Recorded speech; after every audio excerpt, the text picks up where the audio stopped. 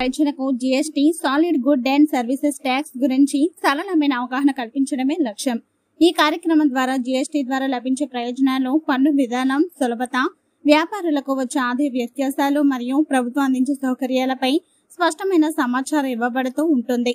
రంపచోడవరం మండలంలో ఇది రవాణా రంగంలో మెరుగైన సేవలను అందించడంలో కీలకంగా ఉంటుందంటూ సర్వీసులు మరింత పారదర్శకంగా వినియోగదారులకు తక్కువ వ్యయం కలిగించేందుకు జీఎస్టీ అమలు వల్ల కలిగే సూపర్ సేవింగ్లను వివరించారు. ఈ కార్యక్రమంలో ఆర్డీఓ రాజేష్ పాల్గొని ప్రజలకు జీఎస్టీ తగ్గింపుతో కలిగే ప్రయోజనాలపై అవగాహన కల్పించారు.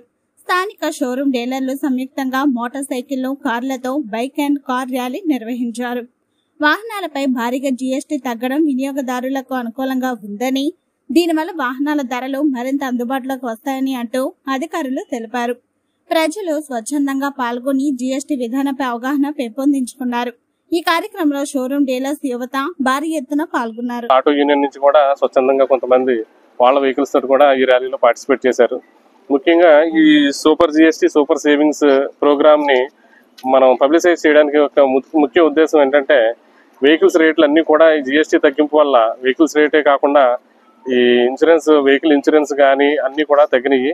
దీనివల్ల మెయింటెనెన్స్ కూడా తగ్గుతుంది. కొత్త బళ్ళు కొనుక్కోవాలనుకున్న వాళ్ళకి కొన్ని బళ్ళ మీద 20,000 నుంచి కొన్ని బళ్ళు 30,000, బ్రిజా లాంటి వాహనాల మీద అయితే 1,25,000 దాకా కూడా ఈ జీఎస్టీ తగ్గింపు వల్ల లబ్ధి చేకూరుతుంది. కాబట్టి నూతన వాహనాలు కొనుగోలు చేసుకోవాలనుకునే కస్టమర్స్ ఎవరైనా ఉంటే కనుక ఈ పబ్లిసిటీ ద్వారా వాళ్ళకి అవగాహన కలిగి వాళ్ళు బళ్ళు ఏమన్నా కొనుక్కోవడానికి అవకాశం ఉంటే బాగుంటుందనే ఉద్దేశంతో గవర్నమెంట్ పబ్లిసైజ్ చేస్తూ, అదేవిధంగా ఈరోజు కర్నూలులో కూడా పిఎం గారు ప్రోగ్రాము ఆల్రెడీ ఈరోజు 16వ తారీఖున జరగబోతుంది.